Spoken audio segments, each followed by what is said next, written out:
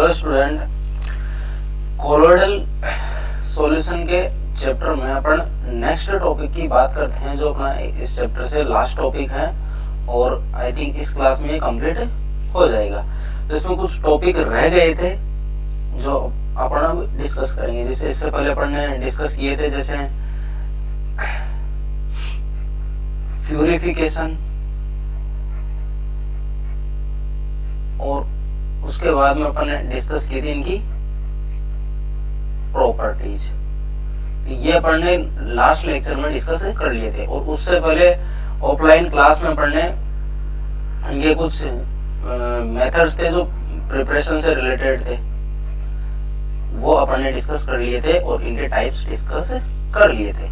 अब लास्ट और एक इम्पोर्टेंट टॉपिक बचता है, जहां से जेईई में या नीट में यहाँ से क्वेश्चन आने की प्रोबेबिलिटी ज्यादा रहती है। तो टॉपिक है कोआगुलेशन और प्रेसिपिटेशन और फ्लोकुलेशन। देखिए स्टूडेंट, कोआगुलेशन, प्रेसिपिटेशन और फ्लोकुलेशन ये सेम ही चीज है, इनका मीनिंग अलग अलग नहीं है, ये बस एज ए स्पेलिंग के रूप में अलग अलग है, लेकिन इनका मीनिंग अलग नहीं है, सेम है। कोआगुलेशन और प्रेसिपिटेशन ये सब एक ही चीज है। जनरली नॉर्मल सॉल्यूशन के लिए अपन यूज में लेते हैं प्रेसिपिटेशन। जो नॉर्मल सॉल्यूशन होते हैं उनके लिए अपन, जैसे अगर उनका कहीं पे ग्रेविटेशनल के इफेक्ट से पार्टिकल नीचे सेटल डाउन हो जाते हैं तो अपन बोल देते हैं कि प्रेसिपिटेशन हो गया। लेकिन कोलोइडल सॉल्यूशन के लिए कुछ स्पेसिफिक टर्म्स यूज में लेते हैं, जैसे कोआगुलेशन, ये एक टाइप का प्रेसिपिटेशन है। तो देखिए स्टूडेंट, कोआगुलेशन का अपन यहाँ पे लायोफोबिक सॉल्यूशन के लिए स्टडी करेंगे। तो देखिए स्टूडेंट, यहाँ पे लिखा हुआ है साहब कि जनरली कोआगुलेशन और precipitation will be occur in lyophobic colloids because lyophobic colloids carry positive और नेगेटिव चार्ज। जनरली जो कोआगुलेशन पढ़ा जाता है वो कौन से सॉल्यूशन के लिए पढ़ा जाता है? लायोफोबिक के लिए। लायोफिलिक के लिए जनरली बहुत कम पढ़ते हैं। हाँ, कोआगुलेशन इनका होता है लेकिन बहुत रेयरली होता है, क्योंकि कोआगुलेशन चार्ज पार्टिकल की वजह से होता है। चार्ज पार्टिकल की वजह से कोआगुलेशन होता है।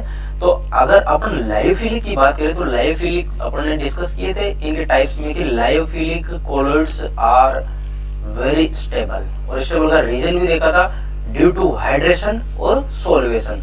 हाइड्रेशन और सोल्वेशन की वजह से वो काफी ज्यादा स्टेबल होते हैं, तो उनके ऊपर बाहर से कोई अपन इलेक्ट्रोलाइट ऐड करे तो उनका कोई इफेक्ट नहीं आता, यानी कि वो नीचे सेटल डाउन नहीं होते हैं, वो अपनी डिस्पर्शन फेज और डिस्पर्शन मीडियम के बीच में इंटरेक्शन से बंधे रहते हैं वो। तो जनरली जो कोआगुलेशन और फ्लोकुलेशन पढ़ा जाता है वो लायोफोबिक सोल के लिए या कोलोइड के लिए पढ़ा जाता है। क्यों? क्योंकि अपन ने देखा था कि लायोफोबिक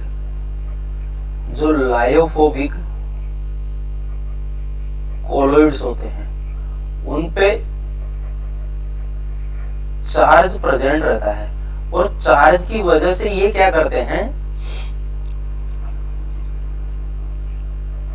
स्टेबल रहते हैं। चार्ज की वजह से स्टेबल रहते हैं। जैसे ध्यान से देखना स्टूडेंट, जैसे मैं बात करता हूं, जैसे FeOH का पोलराइज, ये कोई सोल है जो अपन ने पढ़ा था, इसके ऊपर प्लस प्लस प्लस चार्ज रहता है। इसका दूसरा पार्टिकल जैसे ये है, इसके ऊपर भी कौन सा चार्ज रहेगा? Plus plus plus plus plus, ये प्लस ये। तो ये एक दूसरे को क्या करेंगे? रिपेल करेंगे। क्या करेंगे? रिपेल करेंगे। जब ये एक दूसरे को रिपेल करेंगे तो ये ग्रेविटेशनल इफेक्ट की वजह से कभी भी नीचे सेटल डाउन नहीं होंगे। तो लायोफोबिक जो सोल होते हैं या कोलोइड होते हैं वो स्टेबल रहते हैं, किनकी वजह से? इनके चार्ज की वजह से। जनरली ऐसा बोला जाता है कि नेचर में कोई भी चीज चार्ज को लेकर एग्जिस्ट नहीं कर सकती, लेकिन कुछ चीजें हैं जो एग्जिस्ट करती हैं, और उनका स्टेबिलिटी का रीजन है यहाँ पे कुछ ना कुछ इनके मिड में वंडरवॉल टाइप की कुछ ना कुछ इंटरेक्शन तो होती है, हल्की सी हो चाहे वो होती जरूर है, इसी वजह से ये क्या है? स्टेबल है। तो ये एक दूसरे को रिपेल करते हैं, रिपेल करने की वजह से ये नीचे सेटल डाउन नहीं होते हैं। अगर मैं ऊपर से कुछ इलेक्ट्रोलाइट डाल दूं जो इसके पॉजिटिव चार्ज को खत्म कर दे, तो ये ग्रेविटेशनल इफेक्ट के कारण नीचे सेटल डाउन हो जाएंगे, और इसी प्रोसेस को बोला जाता है कोआगुलेशन और प्रेसिपिटेशन। तो देखना student, if the charge is removed और neutralised in some manners the particle approach each other and aggregate to form a precipitate. अगर मैं इनके चार्ज को खत्म कर दूं या यहां से हटा दूं या मैं इनको न्यूट्रलाइज कर दूं, तो ये एक दूसरे को अप्रोच करके एग्रीगेट हो जाएंगे। एग्रीगेट होने से इनका मास बढ़ जाएगा, मास बढ़ जाएगा तो ये ग्रेविटेशनल इफेक्ट के कारण नीचे सेटल डाउन हो जाएंगे। इस प्रोसेस को बोला जाता है precipitation. This process is settling of colloidal properties is known as coagulation. और इसी प्रेसिपिटेशन को कोलोइडल प्रॉपर्टी या कोलोइडल पार्टिकल के लिए अपन देखें तो इसको कोआगुलेशन अपन बोलते हैं। The various way in which the colloid particle be coagulate। तो यहाँ पे कुछ वेरियस मेथड्स हैं जिनकी वजह से अपन क्या कर सकते हैं, इनको कोआगुलेट कर सकते हैं। कौन से सॉल्यूशन को? लायोफोबिक को। याद रखना, लायोफोबिक के लिए पढ़ते हैं अपन इन चीजों को।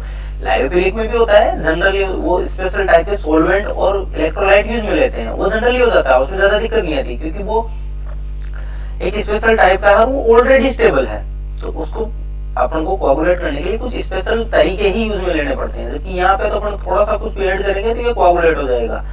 तो नेक्स्ट अपन देखते हैं कि कौन कौन से हैं इसके जिसको कोआगुलेट करवाते हैं। जैसे देखो, फर्स्ट है बाय डायलाइसिस।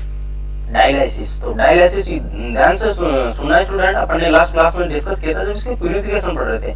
तो डायलाइसिस में अपन ने देखा था कि कुछ इलेक्ट्रोलाइट्स या कुछ इंप्योरिटीज रहती है जिसको अपन बाहर निकाल देते हैं। कुछ इंप्योरिटीज रहती है जिसको अपन बाहर निकाल देते हैं। तो वो इंप्योरिटीज अगर बाहर निकल जाती है तो उसकी वजह से भी ये पार्टिकल सेटल डाउन हो सकते हैं। जैसे देखो, if charge species in colloid solution is removed by using dialysis, this colloidal particle is settle down as precipitate. देखिए स्टूडेंट, जैसे अपन एग्जांपल लेते हैं FeOH का होल थ्राइस, ये ले लेते हैं अपन। तो इसके ऊपर अपन ने बोला था कि इसके ऊपर प्लस प्लस चार्ज है। अब मैं डायलाइसिस प्रोसेस करके इस चार्ज को क्या कर दूं, सेपरेट कर दूं। जब चार्ज सेपरेट हो जाएगा तो बचेगा क्या? सिर्फ FeOH का होल थ्राइस, ऐसे इसके पार्टिकल्स बचेंगे और साइड में भी कुछ पार्टिकल्स होंगे जिनका चार्ज निकल गया होगा। तो ये क्या करेंगे, एक दूसरे की तरफ अप्रोच करेंगे और ये एग्रीगेट होके क्या हो जाएंगे, सेटल डाउन हो जाएंगे। जब सेटल डाउन हो जाएंगे तो इनकी प्रेसिपिटेशन हो जाएगी और इसी को अपन बोलते हैं कोआगुलेशन। तो डायलाइसिस प्रोसेस, इसके थ्रू भी क्या होता है, कोआगुलेशन होता है, क्योंकि ये कुछ पार्टिकल्स के जो चार्ज पार्टिकल्स होते हैं उनको ये रिमूव कर देता है और रिमूव की वजह से उसके जो कोलोइडल के पार्टिकल को, कोई भी कोलोइड होगा जो पॉजिटिव या नेगेटिव होगा, वो एक दूसरे के पास आ जाते हैं। उसके बाद सेकंड है by mixing oppositely charge colloidal solution. इसको म्यूचुअल कोआगुलेशन भी बोलते हैं, म्यूचुअल कोआगुलेशन। तो देखिए स्टूडेंट, इसका मतलब क्या है, when two oppositely charged soul are mixed in equal amount, their charge get neutralized and coagulation takes place। बिल्कुल इजी प्रोसेस है। कोआगुलेशन अपन दो डिफरेंट, जैसे एक तो पॉजिटिव एक नेगेटिव, दोनों सेम नहीं लेंगे, सेम लेंगे तो कभी भी कोआगुलेशन नहीं होगा। एक पॉजिटिव लेना है, एक नेगेटिव लेना है। जैसे अपन बात करते हैं कि FeOH बोलते हैं, अपन ने देखा था पॉजिटिव नेगेटिव में कि जो हाइड्रोक्साइड होते हैं वो पॉजिटिव कोलोइडल की तरफ बिहेव करते हैं जिसको पॉजिटिव सोल बोलते हैं, और जो सल्फाइड होते हैं वो नेगेटिव सोल होते हैं। जब पॉजिटिव और नेगेटिव मिलाएंगे तो पॉजिटिव नेगेटिव दोनों एक दूसरे से अट्रैक्ट होंगे तो अपना मास बढ़ाएंगे तो ग्रेविटेशनल इफेक्ट के कारण कहां पे सेटल डाउन हो जाएंगे, नीचे, जो एक प्रेसिपिटेशन के रूप में अपन को ऑब्टेन होगा। इसी को बोलेंगे अपन कोआगुलेशन। क्या बोलेंगे, कोआगुलेशन। तो दो मेथड देखिए, फर्स्ट देखा अपन ने डायलाइसिस, दूसरा देखा ऑपोजिटली चार्ज कोलोइड सॉल्यूशन को मिक्स करते हैं तो इसका कोआगुलेशन हो जाता है। थर्ड मेथड है बाय इलेक्ट्रोफोरेसिस, इजी मेथड है। अपन ने देखा था इलेक्ट्रोफोरेसिस टेक्निक, कुछ इस तरीके से यू टाइप की कोई एक ट्यूब थी जिसमें दो इलेक्ट्रोड लगे थे। अपन ने इसको बोला था कैथोड और इसके ऊपर कौन सा चार्ज था, माइनस चार्ज, और दूसरा था क्या, एनोड, एनोड के ऊपर कौन सा चार्ज, प्लस चार्ज। तो अपन ने देखा था जैसे मैं यहाँ पे प्लस चार्ज का कोई कोलोइडल ले लेता हूँ, जब प्लस चार्ज का कोलोइडल लूंगा तो ये नेगेटिव एंड की तरफ मूव करेगा, नेगेटिव एंड की तरफ जब ये मूव करेगा तो ये एक जगह जाके क्या हो जाएगा, प्रेसिपिटेट हो जाएगा, और इसी को अपन बोलेंगे कोआगुलेशन, प्रेसिपिटेट हो जाएगा यहाँ पे जाके, इसी को क्या बोलेंगे अपन, कोआगुलेशन। तो इलेक्ट्रोफोरेसिस टेक्निक भी किस में यूज आती है, कोआगुलेशन में यूज आती है। उसके बाद अपन बात करते हैं जनरली बॉइलिंग, अपन हीट करके भी इनको क्या कर सकते हैं, सेपरेट आउट कर सकते हैं, क्योंकि डिस्पर्सन पेज और डिस्पर्सन मीडियम के बीच में कोई इतनी अच्छी खासी इंटरेक्शन नहीं होती। जब अपन इसको हीट देंगे तो इनके पार्टिकल्स के बीच में कोलिजन होगी, कोलिजन होने से ये क्या करेंगे, एक दूसरे से डिफरेंशिएट हो जाएंगे, जब डिफरेंशिएट हो जाएंगे तो ये आसानी से सेपरेट आउट हो जाते हैं और कोआगुलेट हो जाते हैं। बॉइलिंग से अपन इजीली इनको सेपरेट आउट करके कोआगुलेट कर सकते हैं। उसके बाद 5 है by adding of electrolyte, if we added oppositely charge electrolyte then colloidal solution get neutralise and कोआगुलेट।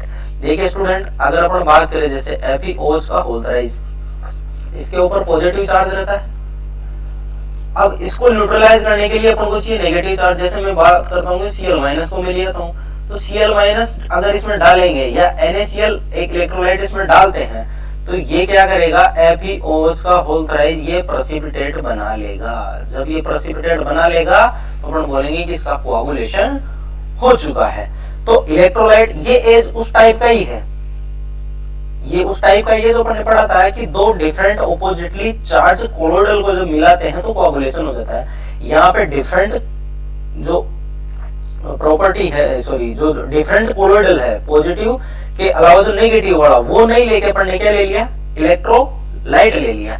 तो इलेक्ट्रोलाइट ऐड करके भी अपन क्या कर सकते हैं, इनको कोआगुलेट कर सकते हैं। उसके बाद है देखो ये इंपॉर्टेंट है, ये सारी चीजें हो गई कि कोआगुलेट अपन कितने तरीके से करते हैं। अपन ने 5 मेथड पढ़ लिए इनके, फर्स्ट पढ़ा डायलाइसिस, दूसरा पढ़ा अपन ने ऑपोजिटली चार्ज कोलोइडल सॉल्यूशन को एक दूसरे से अपन क्या कर सकते हैं, मिक्स करके भी अपन कर सकते हैं। उसके बाद अपन ने देखा boiling point, sorry boiling method, और उसके बाद अपन ने देखा एडिशन ऑफ द इलेक्ट्रोलाइट, और एक और मेथड था जो अपन ने देखा इलेक्ट्रोफोरेसिस, जो अपन यहाँ पे एक इलेक्ट्रोड पे इनको इकट्ठा करके आसानी से कोआगुलेट कर सकते हैं। अब यहाँ पे इंपॉर्टेंट टॉपिक है हार्डी-सुलजे लॉ, ये बहुत इंपॉर्टेंट है, यहाँ से लगभग चांस रहते हैं क्वेश्चन आने के, वो कुछ भी नहीं है, बहुत इजी सा लॉ है।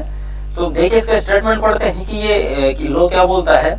हार्डी-सुलजे लॉ के according comparison of coagulation power of different electrolyte has shown that greater the valency of the coagulating ion और flocculating ion, दोनों सेम चीज है, coagulating ion और flocculating ion added greater its coagulating power। देखिए student, इसका meaning क्या है, बहुत ही सिंपल सी लैंग्वेज है कि अगर किसी भी इलेक्ट्रोलाइट की अगर वैलेंसी अगर ज्यादा होगी या बढ़ रही होगी तो वो उसकी कोआगुलेटिंग पावर को बढ़ा लेगा, यानी उसकी कोआगुलेशन पावर भी क्या हो जाएगी, इंक्रीज हो जाएगी। कहने का मतलब ये है स्टूडेंट, अगर डिफरेंट टाइप के अपने पास इलेक्ट्रोलाइट है, एक की वैलेंसी +1 है, एक की +2 है, एक की +3 है, तो +3 वाले की कोआगुलेशन पावर ज्यादा होती है। क्यों? क्योंकि +3 वाले की बाइंडिंग कैपेसिटी ज्यादा होगी। अब देखो यहाँ पे जनरली आयनिक इंटरेक्शन होती है, तो आयनिक इंटरेक्शन डिपेंड करती है चार्ज पे, तो जहां जितना ज्यादा चार्ज रहेगा वहां पे उनकी इंटरेक्शन अच्छी होगी। तो हार्डी-सुलजे लॉ भी यही बोलता है, वो ये बोलता है कि कोआगुलेटिंग पावर उसकी ज्यादा होगी जिसकी वैलेंसी ज्यादा होगी। बिल्कुल सिंपल सी लैंग्वेज है और सिंपल सा स्टेटमेंट है इसका कि जिसकी वैलेंसी ज्यादा उसकी कोआगुलेटिंग पावर या फ्लोकुलेटिंग पावर ज्यादा होगी। तो देखते हैं अपन नेक्स्ट आगे कि क्या है। तो देखो यहाँ पे मैंने मेंशन भी कर दिया है कि कोआगुलेटिंग पावर और फ्लोकुलेटिंग पावर दोनों सेम चीज है, ये डायरेक्टली प्रोपोर्शनल होती है किसके, वैलेंसी ऑफ इलेक्ट्रोलाइट। वैलेंसी में भी पॉजिटिव और नेगेटिव कुछ भी हो सकती है, पॉजिटिव और नेगेटिव। यहाँ मैंने एग्जांपल मेंशन कर दिया है, ये एज इट इज एग्जाम में आया हुआ भी ऐसा वैसा। क्वेश्चन यहाँ से एनसीटी जैसा कैसा आया हुआ है ये मेंशन करके दे देता है और पूछ लेता है किसकी कोआगुलेटिंग पावर ज्यादा है, किसकी फ्लोकुलेटिंग पावर ज्यादा है। तो देखिए positive charge electrolyte, positive charge electrolyte के लिए जो कोआगुलेटिंग पावर होती है उसका ऑर्डर क्या है सॉरी, एल्यूमिनियम +3 इसकी सबसे ज्यादा होगी, उसके से कम होगी मैग्नीशियम की, सबसे कम होगी Na+ की। तो देखिए स्टूडेंट अपन ने बोला है कि जिसकी वैलेंसी ज्यादा उसकी कोआगुलेटिंग पावर ज्यादा, जिसकी वैलेंसी ज्यादा उसकी कोआगुलेटिंग पावर ज्यादा होगी।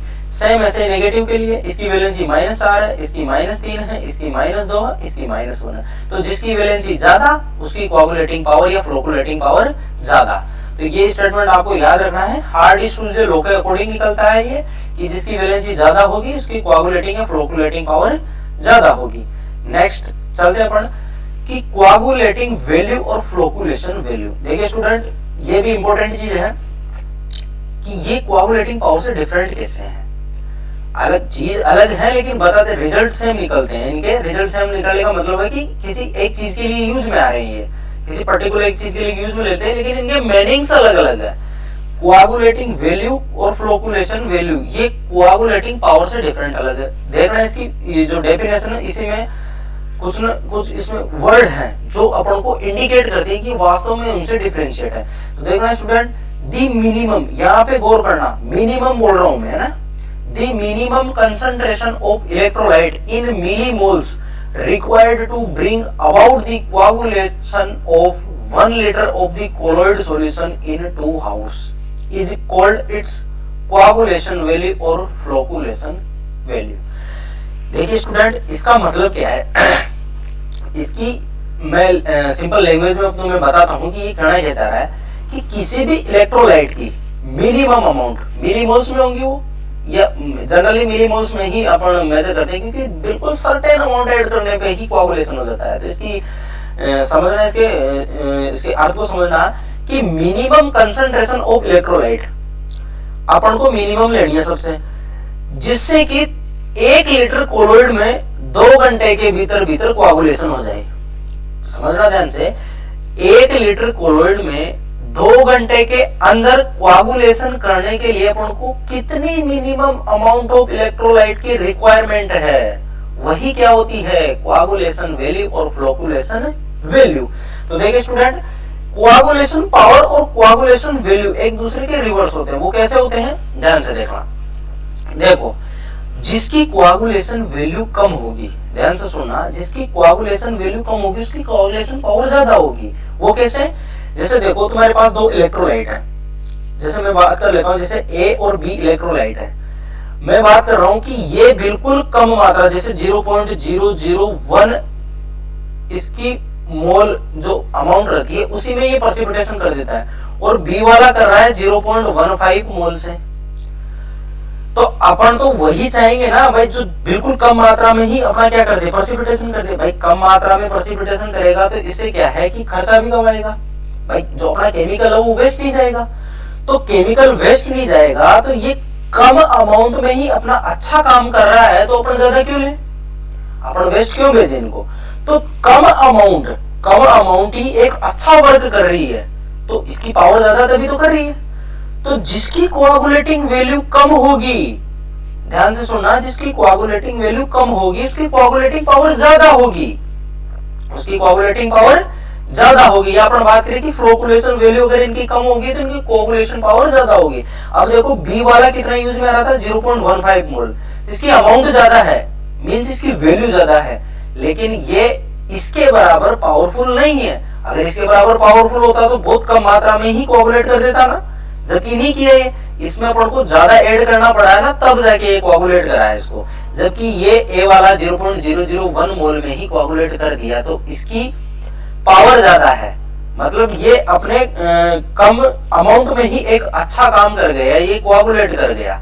तो ध्यान देना है स्टूडेंट, इस चीज को याद रखना, कोआगुलेशन पावर और कोआगुलेशन वैल्यू और फ्लोकुलेशन वैल्यू एक दूसरे के रिवर्स होते हैं। तो देखिए स्टूडेंट मैंने एग्जांपल मेंशन किया है कि कोआगुलेटिंग पावर अपन ने देखा था, कोआगुलेटिंग पावर जनरली अपन हार्जी-शुल्ज़ लॉ से निकालते हैं, वहां से अपन ने देखा था वैलेंसी ज्यादा तो कोआगुलेशन पावर इस तरीके से निकलती। अब देखो फ्लोकुलेशन वैल्यू और कोआगुलेशन वैल्यू, सबसे ज्यादा वैल्यू होगी वो उसकी होगी जिसकी पावर कम होती है। तो Cl- की पावर कम है तो उसकी कोआगुलेशन या फ्लोकुलेशन वैल्यू ज्यादा होगी, तो इसके अकॉर्डिंग ये रिवर्स ऑर्डर यहाँ पे आ जाता है। नेक्स्ट बात करते हैं अपन प्रोटेक्शन ऑफ कोलॉइड्स। अब ये भी इंपॉर्टेंट है, ये सारे टॉपिक आज वाले जो इस लेक्चर के जो टॉपिक है ना वो सारे के सारे इंपॉर्टेंट है।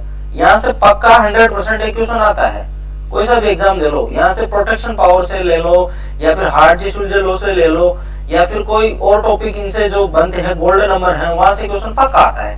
तो देखो प्रोटेक्शन ऑफ द कोलॉइड, अब अपन को ये पढ़ना है। अपन ने देखा था अभी कोआगुलेशन, इनका कोआगुलेशन हो रहा है, किनका हो रहा है, लायोफोबिक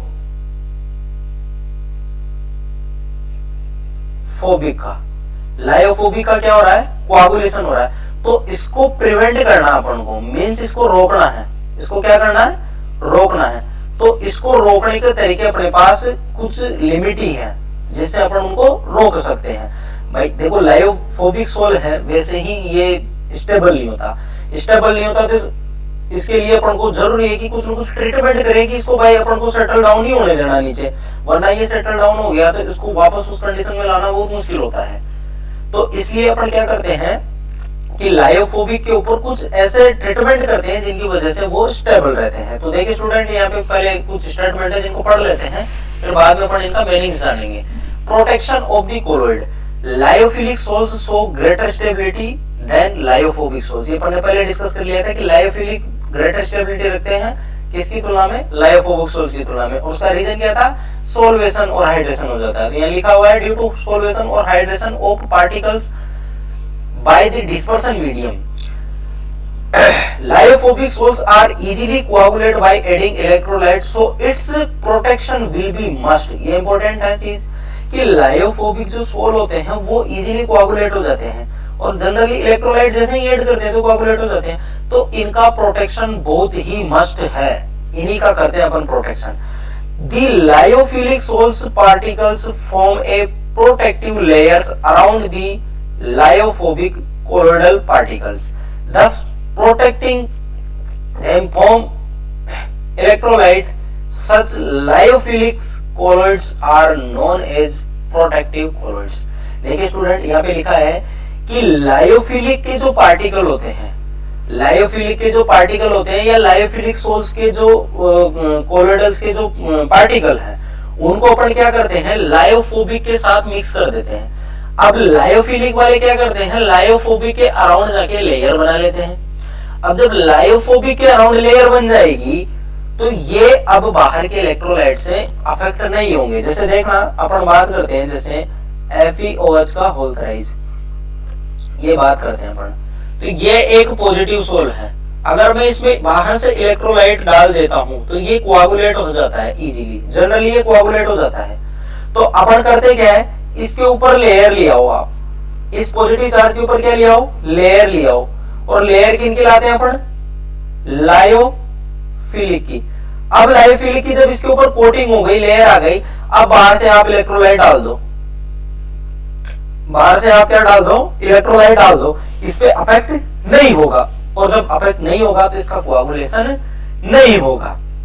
तो लायोफोबिक कोलोइड पार्टिकल्स को अपन को रोकना है, इनको किससे, कोआगुलेशन से। तो अपन क्या करते हैं, इनका प्रोटेक्शन करते हैं, इसी को बोला जाता है प्रोटेक्शन ऑफ द कोलोइड्स। और प्रोटेक्शन किनसे करते हैं अपन, लायोफिलिक सोल से करते हैं। भाई उन्हीं से करेंगे ना जो ऑलरेडी स्टेबल फॉर्म में है, जो एग्जिस्ट करते हैं, जो इजीली कोआगुलेट नहीं होते। अब लायोफिलिक वाले हैं, कोआगुलेट नहीं होते इजीली, स्टेबल हैं, किसके थ्रू, वाया हाइड्रेशन या फिर सोल्वेशन के थ्रू। तो अपन क्या करते हैं, इसके ऊपर लेयर जनरेट कर देते हैं। लेयर जब जनरेट हो जाती है तो ये कोआगुलेट नहीं होते हैं। तो यहाँ एग्जांपल मेंशन कर रखे मैंने, addition of gelatin in preparation of ice cream. देखो ये इंपॉर्टेंट है, आइसक्रीम जब अपन प्रिपेयर करते हैं तब उसमें जिलेटिन मिला हुआ रहता है और जिलेटिन की वजह से वो अपन को ऐसा चिकना या मुलायम सा दिखाई देता है। अगर जिलेटिन उसमें नहीं मिला है तो पूरी की पूरी आइसक्रीम एक सॉलिड फॉर्म में आ जाए, प्रेसिपिटेट फॉर्म में आ जाए। तो उसमें जिलेटिन मिला हुआ होता है, इसी की वजह से तो चिकनी लगती है या मुलायम लगती है। वो जिलेटिन एक गाढ़ा सब्सटेंस होता है जो ऐसे चिकना रहता है। वो आई बात समझ में। तो आइसक्रीम में जिलेटिन मिला रहता है, इसकी वजह से वो कोआगुलेट नहीं होती है। उसके बाद है addition of gum in ink. देखिए स्टूडेंट, पेन या जो अपन यूज में लेते हैं और भी नॉर्मल पेन स्याही जो भी होती है, इंक, उसमें गम मिला हुआ रहता है, और वो गम क्या करता है कि इनके इंक के जो पार्टिकल होते हैं उनको सेटल डाउन नहीं होने देता, उनका प्रेसिपिटेशन नहीं होने देता। इसीलिए तो पेन से अपन लंबे टाइम तक लिख सकते हैं, उसमें गम मिला रहता है और गम की वजह से वो सेटल डाउन नहीं होते। अगर गम नहीं मिला रहता ना तो पेन की स्याही है वो अंदर सूख जाती है। कई बार देखा होगा आपने दैनिक जीवन में यूज में लिया होगा, कई पेन आते हैं ऐसे, कई कंपनियां बनाती है जिसमें गम नहीं डालते, इसकी वजह से वो इंक है वो सूख जाती है। उसका सूखने का कारण यही है कि इंक के पार्टिकल कोआगुलेट हो जाते हैं ग्रेविटेशनल इफेक्ट की वजह से, और गम अपन यहाँ पे इसलिए मिलाते हैं कि कोआगुलेशन रुक जाए। तो इसके बाद देखते हैं अपन नेक्स्ट। देखिए ये मैंने समझा दिया आपको, यहाँ पे फिर समझा देता हूं मैं कि जैसे ये लायोफोबिक कोई कोलोइडल है, अगर मैं इसमें इलेक्ट्रोलाइट ऐड करता हूं तो उसका प्रेसिपिटेशन हो जाता है इजीली। अपन ने देखा था कि लायोफोबिक होते हैं उनके ऊपर पॉजिटिव या नेगेटिव चार्ज रहता है, जिनकी वजह से ये क्या करते हैं इलेक्ट्रोलाइट मिलाने से ड्यू टू आयनिक इंटरेक्शन नीचे सेटल डाउन हो जाते हैं। अब बात करते हैं अपन, देखो इसमें प्रोटेक्टिव लेयर्स जनरेट करते हैं, और वो किससे जनरेट करते हैं, प्रोटेक्टिव कोलोइड से, जो किसको बोलते हैं अपन, लायोफिलिक कोलोइड को। इसकी मैंने बाहर ये जो ब्लैक लेयर बना रखी है, ये ब्लैक लेयर किसकी है, लायोफिलिक कोलोइडल की। अंदर जो ग्रीनिश कलर का दिख रहा है वो कौन सा है, लायोफोबिक कोलोइड है। तो लायोफोबिक कोलोइड के ऊपर अपन ने लेयर जनरेट कर दी। अब ये लेयर जनरेट हो गई तो आप बाहर से इलेक्ट्रोलाइट एक सर्टेन अमाउंट तक ऐड करना है, ऐसा नहीं कि भर भर के ऐड कर दे, भर भर के ऐड कर दोगे तो वो सेटल डाउन हो जाएगा। एक सर्टेन लिमिट अमाउंट तक ही इसमें ऐड करते हैं। तो जब इसमें अपन इलेक्ट्रोलाइट ऐड करेंगे तो इसका प्रेसिपिटेशन नहीं होगा। देखो यहाँ पे लिखा है precipitation not obtained because protective layer is present. Protective layer बाहर प्रेजेंट है, और प्रोटेक्टिव लेयर तो ऑलरेडी स्टेबल होती है, उस पर तो इलेक्ट्रोलाइट का इफेक्ट नेग्लिजिबल होता है, ज्यादा इफेक्ट नहीं आता उसका। तो कोलोइडल का प्रोटेक्शन इस तरीके से करते हैं। अब बात करते हैं, इंपॉर्टेंट है ये गोल्ड नंबर। गोल्डन नंबर की अपन बात करते हैं तो ध्यान से इसकी डेफिनेशन इसको भी ध्यान से पढ़ना। दी मिनिमम अमाउंट इन मिलीग्राम्स, पहली चीज तो वो यही पूछ लेता है सीधा कि गोल्ड नंबर की यूनिट क्या होती है, मिलीग्राम्स होती है। देखो यहाँ पे नाम में लिखा हुआ है कि गोल्ड नंबर, लेकिन फिर भी इसकी यूनिट होती है, क्या होती है, milligrams. The minimum amount of A protective colloid, ध्यान से सुनना, दी minimum amount of A protective colloid. Protective colloid कौन सा, लायोफिलिक टाइप का, उसकी प्रोटेक्टिव कोलोइड की अपन बात कर रहे हैं। दी minimum amount of A protective colloid which just prevent the change in color of 10 ml of gold, यहाँ पे गोल्ड लिखा हुआ है, gold soul when 1 ml of 10% NaCl is added to it। देखो इसका मैं तुम्हें जनरली लैंग्वेज में मैं इसकी समझाता हूँ कि करना कैसा है। ये बोलना चाह रहा है कि 10 ml क्या है, AU सोल है, गोल्ड का सोल। अगर मैं इसमें 1 ml 10% NaCl मिलाता हूं, मतलब 10% NaCl का सिर्फ 1 ही ml मिलाना है इसमें, तो AU सोल अपन ने देखा था, AU का सोल अगर ये नैनो पार्टिकल की रेंज में रहता है तो रेडिश कलर का हो जाता है, तो इसका रेड कलर। अगर मैं इसमें 1 ml क्या मिला दूं NaCl, तो इसका प्रेसिपिटेशन हो जाएगा, क्या हो जाएगा, प्रेसिपिटेशन। जब AU सोल का प्रेसिपिटेशन हो जाएगा तो इसका कलर गायब हो जाएगा। अपन को एक मिनिमम अमाउंट ऐड करना है कि वो इस 1 ml के थ्रू होने वाले प्रेसिपिटेशन को रोक दे। ध्यान से सुनना, 10 ml गोल्ड लेते हैं, ये फिक्स लेते हैं, ये और के लिए भी ले सकते हैं, जैसे अपन एजी सोल के लिए लेंगे तो वो सिल्वर नंबर हो जाएंगे, जैसे कांगो रेड के लिए लेंगे तो जैसे होते हैं ना, कांगो रेड भी होता है इसमें कोलोइडल में, तो वो कांगो नंबर हो जाएगा। अपन कोई सा भी ले सकते हैं, लेकिन जिगमोल्डी था उसने सबसे पहले इसका एक्सपेरिमेंट किया था, तो उसने गोल्ड नंबर ही अपन पढ़ते हैं, यही लिया था उसने। तो ध्यान से सुना कि 10 ml AU sol, 10 ml AU sol लेना अपन को, और उसमें 10% NaCl का 1 ml मिलाना है, 10% NaCl का 1 ml मिलाना है, तो इसका प्रेसिपिटेशन हो जाता है। ये बात सत्य है, इसका प्रेसिपिटेशन हो जाता है, इसका कलर गायब हो जाता है। तो अपन को इस 1 ml के प्रेसिपिटेशन को रोकने के लिए कुछ मिनिमम अमाउंट प्रोटेक्टिव कोलोइड की डालनी है, जिससे ये कलर चेंज नहीं हो। उस मिनिमम अमाउंट को बोला जाता है गोल्ड नंबर। तो यहाँ पे ये लिखा है कि the minimum amount of protective colloid which just prevent the change in color of 10 ml of gold sol when 1 ml of 10% NaCl is added। ये लिखा है इसमें कि आपको 10 ml गोल्ड सोल के कलर चेंज होने से रोकना है। और कब रोकना है कि 1 ml 10% NaCl जब अपन इसमें मिलाते हैं तो आपको कितनी अमाउंट की रिक्वायरमेंट है कि आपका कोलोइडल का प्रोटेक्शन हो जाए। आई बात समझ में? अब देखो यहां पे भी वही चीज है, जिस अपन को जिस प्रोटेक्टिव कोलोइड की कम से कम रिक्वायरमेंट रहेगी तो उसका गोल्ड नंबर कम रहेगा। भाई जिसकी कम रिक्वायरमेंट रहेगी तो उसका गोल्ड नंबर कम होगा ना। भाई रिक्वायरमेंट ही कम है, अमाउंट ही कम है, तो मिलीग्राम्स कम होंगे तो गोल्ड नंबर कम होगा। तो जिसका गोल्ड नंबर कम होता है, या अपन ऐसे बात करें कि जैसे देखो मैं यहाँ पे ले लेता हूं, जैसे 10 ml एयूसोल है और यहाँ पे ले लेते हैं 1 ml 10% NaCl। अपन को इससे प्रिवेंट करना है कि ये इसको कोआगुलेट नहीं करे, ये इसका प्रेसिपिटेशन नहीं करे, या अपन दूसरी लैंग्वेज बोले कि इसका रंग चेंज नहीं करे। तो अपन क्या करेंगे, अपने पास चॉइस है कि आप एक तो ले लो 0.15 गोल्ड नंबर वाला, भाई ये गोल्ड नंबर है 0.15, एक ले लो आप 1 गोल्ड नंबर का। तो 1 गोल्ड नंबर में मिलीग्राम्स क्या है, ज्यादा, इसके मिलीग्राम क्या है, कम। तो अपन ने तो इसकी जो डेफिनेशन थी उसमें ये देखा था कि अपन को मिनिमम अमाउंट मिलानी है। तो जब मिनिमम अमाउंट में ही अपना ये इसको कलर चेंज करने से प्रिवेंट कर रहा है, इसको रोक रहा है, इसको कोगुलेट नहीं होने दे रहा है, तो अपन ज्यादा क्यों मिलाएंगे भाई, मूर्ख थोड़ी है भाई। कम सोल में ही अपना काम हो रहा है तो कम ही मिलाएंगे ना, ज्यादा क्यों मिलाएंगे।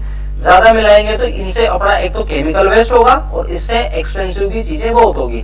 तो जब कम अपन को मिलीग्राम मिलाने से ही इसका प्रिवेंशन हो रहा है, ये रुक रहा है, तो अपन ज्यादा क्यों मिलाएंगे।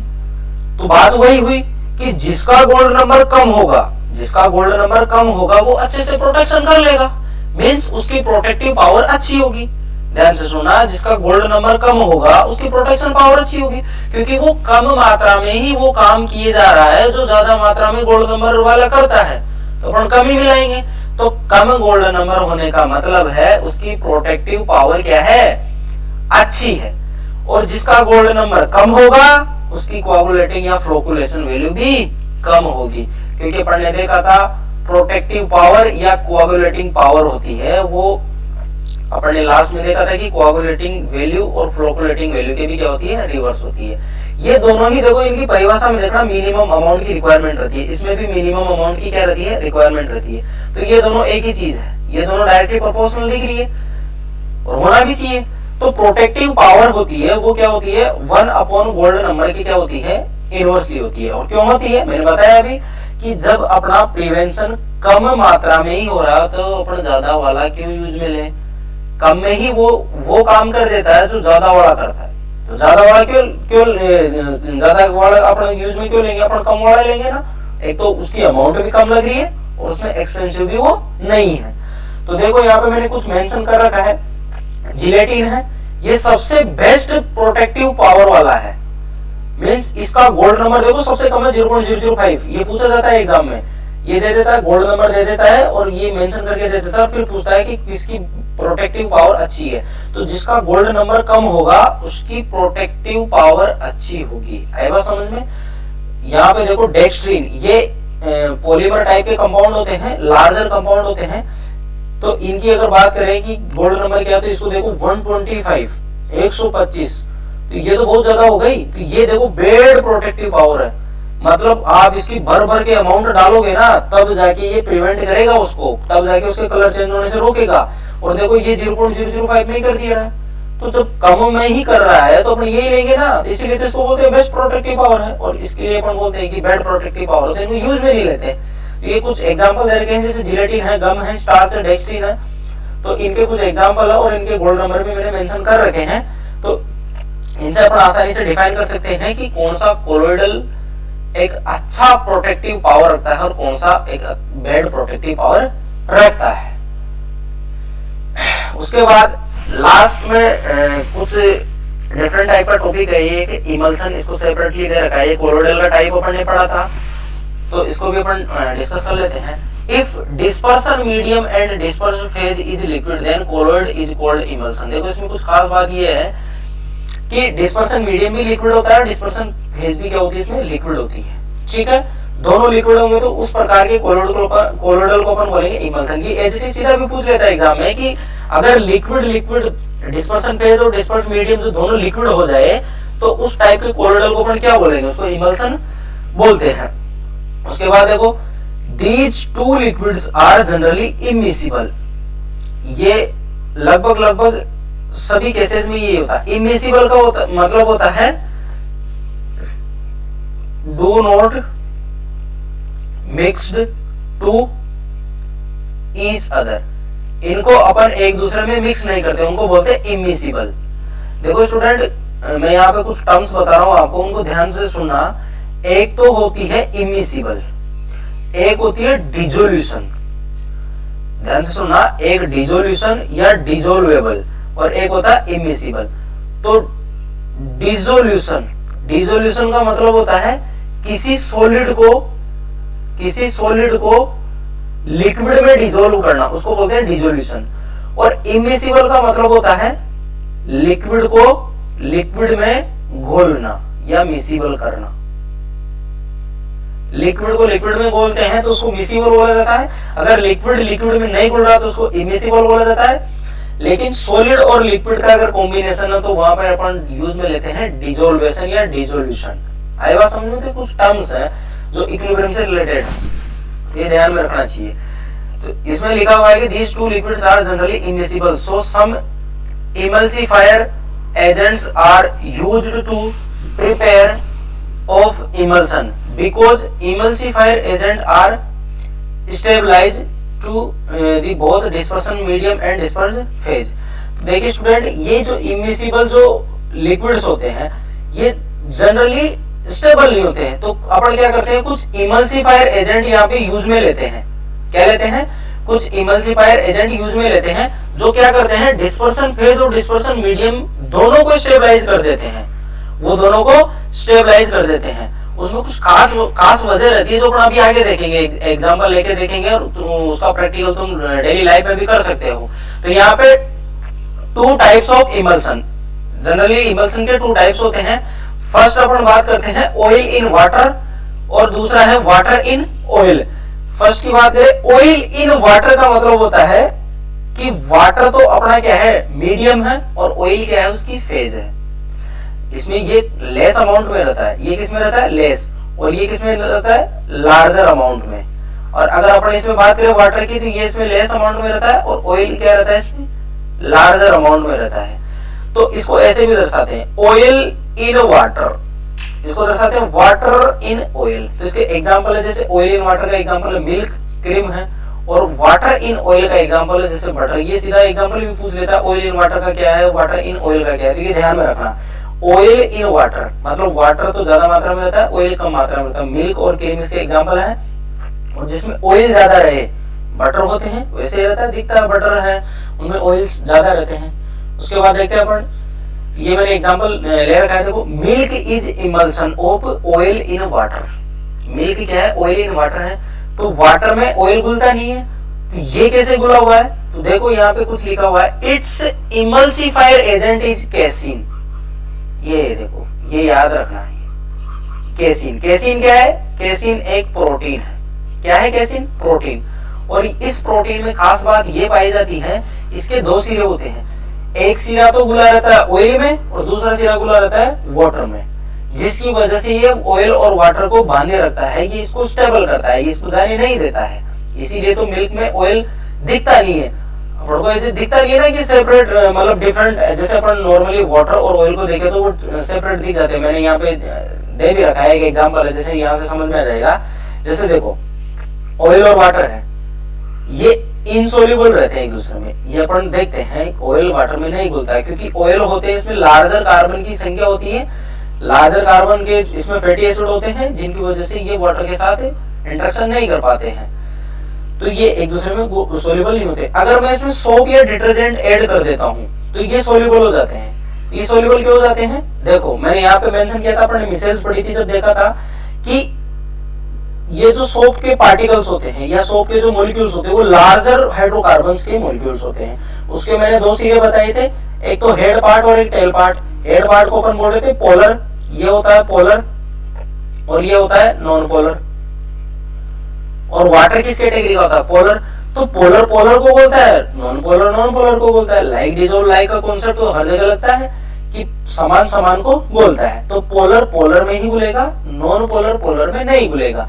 तो देखो ये अपन ने देखा था कि ये हाइड्रोफिलिक पार्ट होता है। हाइड्रोफिलिक मतलब हाइड्रोजन से अटैच रखने वाला पार्ट, ये सोल्यूबल इन वाटर होता है। जबकि पीछे वाला पार्ट है हाइड्रोफोबिक होता है और ये सोल्यूबल इन ऑयल।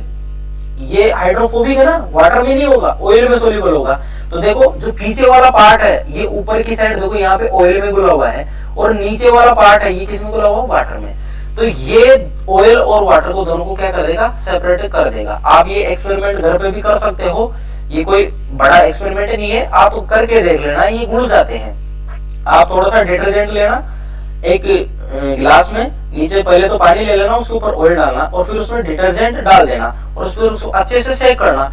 जब सेक करोगे तो वो एक दूसरे में घुल जाएंगे, वो एक दूसरे में घुल जाएंगे। और घुल क्यों जाएंगे? क्योंकि यहाँ पे अपन ने क्या डाल दिया है? इमल्सिफायर एजेंट डाल दिया है, जो क्या करता है? इमल्सन फॉर्म करता है। जो क्या करता है? इमल्सन फॉर्म करता है, जो इमल्सन फॉर्म करता है। तो यहाँ पे ये सोप या डिटर्जेंट के जो पार्टिकल है वो भी क्या है? इमल्सिफायर एजेंट है। तो यहाँ पे अपन को याद रखना है मिल्क जो होता है उसमें इमल्सिफायर एजेंट कौन सा होता है वो याद रखना अपन को। केसिन होता है उसको बांधे रखता है। तो ये इमल्सन से रिलेटेड कुछ पॉइंट थे। अब बात करते हैं अपन, ये लास्ट बच गया topic sorry, application of colloids. तो देखिए स्टूडेंट कुछ एप्लीकेशन है नॉर्मली है, तो इनको देख लेते हैं जल्दी जल्दी।